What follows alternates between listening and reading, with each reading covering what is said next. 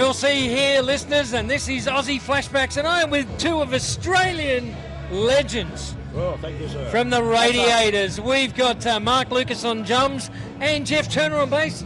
Yeah. Extraordinaire. How you going, my friend? Very well. Thank you very much. That's very well. Fabulous, fabulous. Loving life at the moment. Having a good time? Oh, yeah. Well, just done a great gig and pumped up. Still pumped, you know. You're still pumped? Oh, we do a show like that in the crowd, you know what I mean? Just lifts you up. You're buzzing for days, really. Fabulous. Yeah. Fabulous stuff. So you haven't done a bash before, have you? Like a Birdsville, or this is your first of the Mundi Mundi? This is our first bash. We were booked for the last 2 years. Yes. And COVID messed it up, and we're actually booked for both, for this one and the Birdsville bash. So we're actually doing them both this year as our catch-up gigs from 2 years ago. So you're doing Birdsville this year, like in July, I think. I believe so. Oh, yeah. Fabulous stuff. Yeah. So two entirely different sort of venues, really. I mean, there's a lot of dust and flies, but that's, I think, a different crowd because it's right out there. So they're really serious people who go out there for it. Well, we'll find out, I guess. We're looking forward to it, you know. Yeah, I bet you guys are. Never been to Birdsville, so, we've been to a lot of places, but never Birdsville, So you've been doing lots of gigs, I mean, just recently, now that it's all sort of... things have started to open up a little bit again, but there's still a lot of nervous people in clubland and venue land because they're not sure what's going to happen down the track. Yeah. So whereas before COVID, we would be booked out 6, 12 months in advance, whereas now it's only like 2 or 3 months. You know, so people aren't sure. There's a lot of hesitation and stuff, so there's a little bit of that going on, so you're kind of living by the seat of your pants a lot at the moment. But it wouldn't be rock and roll if it wasn't, would it? It wouldn't be rock and roll, no, not at all. A few shows through COVID, you know. Like, you did lose a few. Oh, yeah. Especially this year, around Sydney especially, you know. Yes. We had to go interstate and out in the bush a bit to try and get away from the tight restrictions where they're a bit, you know, COVID wasn't such a problem, so, but, you know. The calendar's starting to look a little bit healthier, so, fingers crossed. Fingers crossed. Yeah. No other major outbreak of some other weird-ass bloody... variant, you know, like what have they got now? They got Alpha, Delta, Beta. Something like that. Yeah. We got this Betamax is the next one coming. I think we got the VHS after that. Didn't we have the Son of Omicron or something? And now we're Son of Omicron. I thought so. Ooh. And now we're getting the Delta of Darkness or some bloody thing. I don't know. Daughter of Delta. Daughter of Delta. Goodrum. Yeah, that's it. It sounds horrific. So I want to ask you about a particular song. You give me head. I wasn't there. You give me head.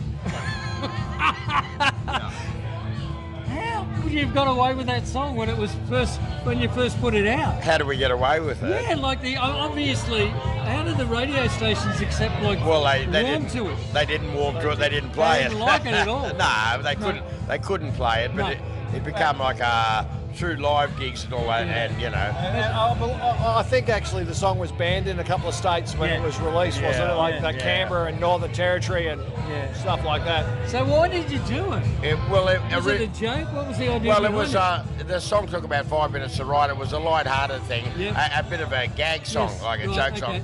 5 minutes to write it, 10 minutes to record it, and we put it out as a bonus single on our first album. Right, okay. So the first 5,000 albums sold gets a bonus single with Gimme Head and Festa's song on the flip side, you know. Yeah. And then it turned into the first 10,000 sold. Yeah. And then when we left WEA, they re-released Phill, the Heat, our debut album, and included Festa's song and Give Me Head on the album, and it ended up going platinum, you know. So it was a monster. We created a monster, but it was never any other than just a light-hearted fun song. Originally it was titled Love Song Number 2.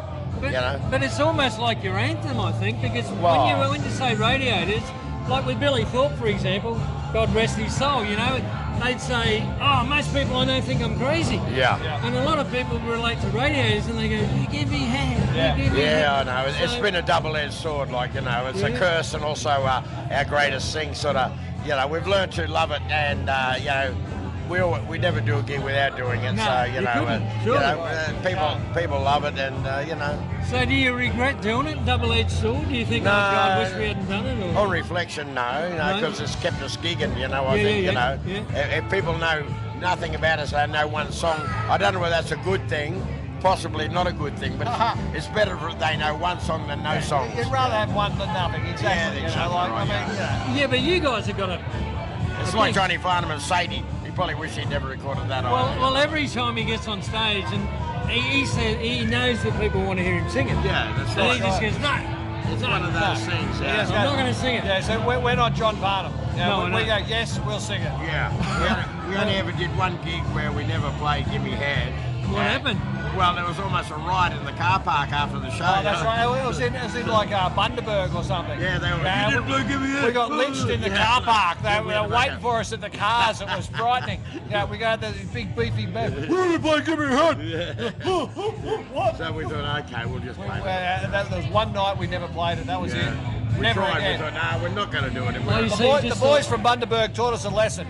So you thought, no, just not going to do it tonight. That's right. Was that to see what the reaction would be? Exactly right, yeah.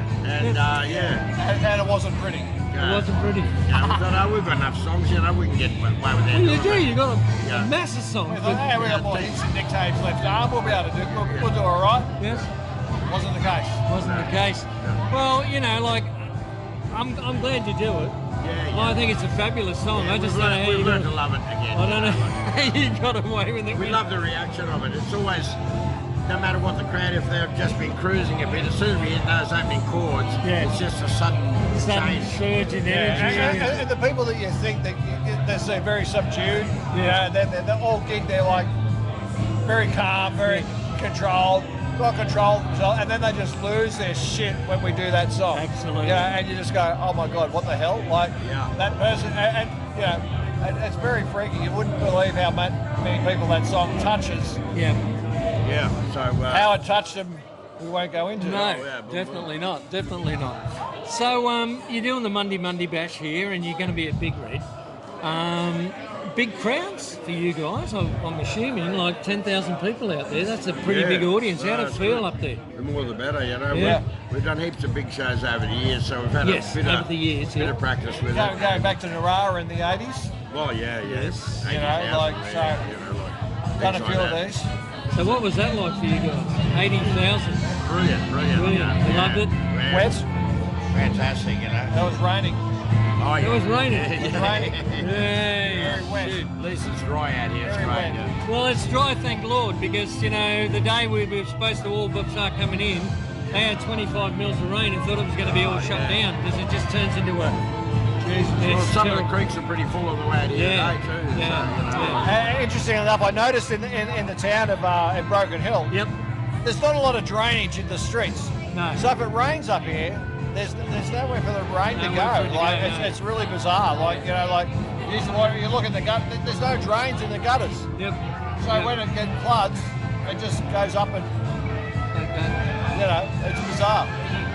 So you guys got a lot of gigs coming up around the pub circuit. Starting to fill up again. Starting to fill up again. Starting to get better, slowly but surely, Yep.